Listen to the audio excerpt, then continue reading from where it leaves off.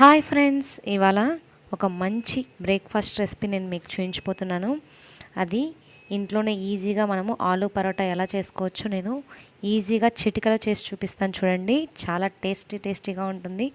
చూస్తేనే నోరూరే ఆలూ పరోటా ఎలా చేసుకోవాలో ఇప్పుడు చూసేద్దాం.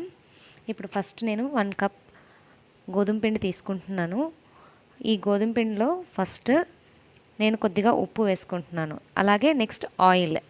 మనం చపాతీ పిండి ఎలా అయితే కలుపుకుంటామో అలాగే గోధుమ పిండి మామూలుగా మనము కలుపుకోవాలి. కొద్దిగా వాటర్ వేసుకుంటూ మనము చపాతీ పిండిలాగే కలుపుకోవాలి. ఇది చాలా ఈజీ ప్రాసెస్ అండి. చాలామంది ఆలూ పరోటా, క్యాబేజీ పరోటా ఎలా చేయాలో తెలియక బయట తెచ్చుకుంటూ ఉంటారు. నేను చెప్పినట్టు చేయండి, చాలా ఈజీగా ఉంటుంది. ఇప్పుడు నేను గోధుమ పిండిని కొంచెం మెత్తగా జోరుగా కలుపుకున్నాను. చూడండి, ఇది ఒక హాఫ్ అన్ అవర్ మనము పక్కన పెట్టేసుకుందాము, రెస్ట్ ఇద్దాము దీనికి. ఇప్పుడు ముందుగా నేను పొటాటోను ఉడకబెట్టుకొని రెడీగా పెట్టుకున్నాను. దీన్ని నేను ఇప్పుడు పొటాటో స్మాషర్ యూస్ చేసి నేను పొటాటో అంతా కూడా నేను స్మాష్ చేసుకుంటున్నాను మెత్తగా. మనకు ఆలూ పరోటా అనేది ఎక్కడ కూడా గట్టిగా ఉండకూడదు. ఆలు అనేది చాలా మెత్తగా ఉడకబెట్టుకోవాలి. ఇప్పుడు next aloo paratha curry prepare చేసుకోవడానికి ఫస్ట్ 2 స్పూన్స్ ఆయిల్ అనేది వేసుకున్నాను. ఈ 2 స్పూన్స్ ఆయిల్ తర్వాత మనం ఇందులో పోపు దినుసులు, అంటే ఇందులో నేను కేవలం జీలకర్రను మాత్రమే యాడ్ చేస్తున్నానండి. ఇప్పుడు మనము ఇందులో శనగపప్పు, మినప్పప్పు, ఆవాలు అలాంటివి వేయకూడదు. నెక్స్ట్ వచ్చేసి మనము కరివేపాకు, ఆనియన్స్, వీటిని కూడా మనము కొంచెం ఫ్రై చేసుకుందాము. పచ్చివాసన పోయేంత వరకు ఫ్రై చేసుకుంటే చాలు. కంప్లీట్గా మనము రెడ్ కలర్లో వచ్చేంత వరకు రోస్ట్ చేయాల్సిన అవసరం లేదు. కొద్దిగా ఆనియన్స్ మగ్గడం కోసం నేను కొద్దిగా సాల్ట్ వేస్తున్నాను ఇందులో. ఇలా మనము పచ్చివాసన పోయేంత వరకు ఆనియన్స్ని కొద్దిగా ఫ్రై చేసుకోవాలి. అంతా కర్రీలోనే ఉందండి మనకు ఆలూ పరోటా టేస్ట్ అనేది. సో కర్రీ అనేది చాలా కేర్ఫుల్గా చేసుకోవాలి. చూడండి, ఇప్పుడు మనకు కొద్దిగా ఆనియన్ అనేది ఫ్రై అయిపోయింది. స్మెల్ అంతా పోయి మంచి స్మెల్తో మనకి ఆనియన్ అనేది రెడీ అయిపోయింది. ఇప్పుడు ఇందులో మసాలాలు యాడ్ చేస్తున్నాను. 2 స్పూన్స్ గరం మసాలా యాడ్ చేస్తాను.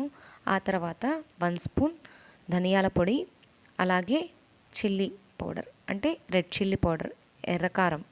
మనము కారం వేసుకోవాలి, దానికి సరిపడా ఉప్పును కూడా యాడ్ చేసుకొనేసి ఇప్పుడు ఈ మసాలాలన్నీ కూడా మనము ఫ్రై చేసుకోవాలి. ఈ మసాలాలు అనేది ఫ్రై అనేది చాలా జాగ్రత్తగా చేసుకోవాలి. లో ఫ్లేమ్లో మాత్రమే చేసుకోండి. నెక్స్ట్ ఫ్రై అయిపోయిన తర్వాత ముందుగా ఆలు అనేది మనం స్మాష్ చేసుకున్నాం కదా, అదంతా కూడా ఇందులోకి షిఫ్ట్ చేసుకోవాలి. ఇప్పుడు వీటినంతా కూడా మనకు ఆనియన్ మసాలాలంతా కూడా ఆలుకు పట్టే విధంగా కంప్లీట్గా కలిసే విధంగా బాగా కలుపుకోవాలి మనము.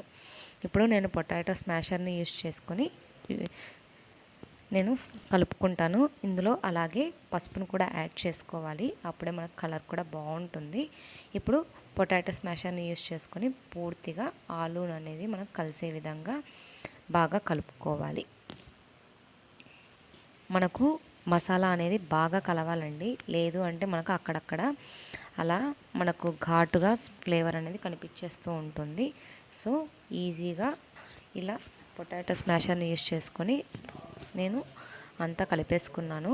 ఇది ఒక 5 మినిట్స్ పాటు మనము కుక్ చేసుకున్నట్లయితే సరిపోతుంది. ముందుగా నేను చపాతీ పిండిని అనేది రెడీ చేసుకున్నాను కదా, అది నేను ఉంటలుగా చేసుకొని ఫస్ట్ చూడండి పొటాటోస్ మనం కర్రీ పెట్టడం కోసం నేను చపాతీని చూడండి ఇలా జస్ట్ మనము ఏదైతే మనం వంట తీసుకున్నామో అది మిడిల్లో మాత్రమే మనం ప్రెస్ చేస్తూ ఉండాలి. మనం అంచులలో మాత్రం ప్రెస్ చేయకూడదండి. ఎందుకంటే మనము ఆలు కర్రీ అనేది పెట్టి మనము దాన్ని క్లోజ్ చేసినప్పుడు చుట్టూ చూడండి ఇప్పుడు మందంగా ఉంది, మధ్యలో మాత్రమే పల్చగా ఉంటుంది.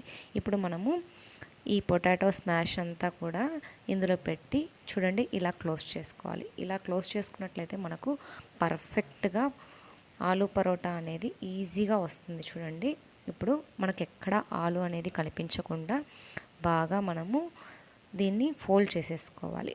ఇప్పుడు ఇందులో ఫోల్డ్ చేసుకోవడంలోనే ఉందండి పరోటా అనేది. ఇప్పుడు నేను చెప్పిన విధంగా మీరు ఆలూ పరోటా అనేది చేశారంటే పర్ఫెక్ట్గా వస్తుంది, నేనైతే గ్యారంటీ ఇస్తాను. ఇప్పుడు లైట్గా మనము బలం పెట్టకుండా, పైన ప్రెజర్ పెట్టకుండా కొద్దిగా ఒత్తుకోవాలి. మనము ఇలా చేసినట్లయితే ఆలు పరోటా వచ్చేస్తుంది.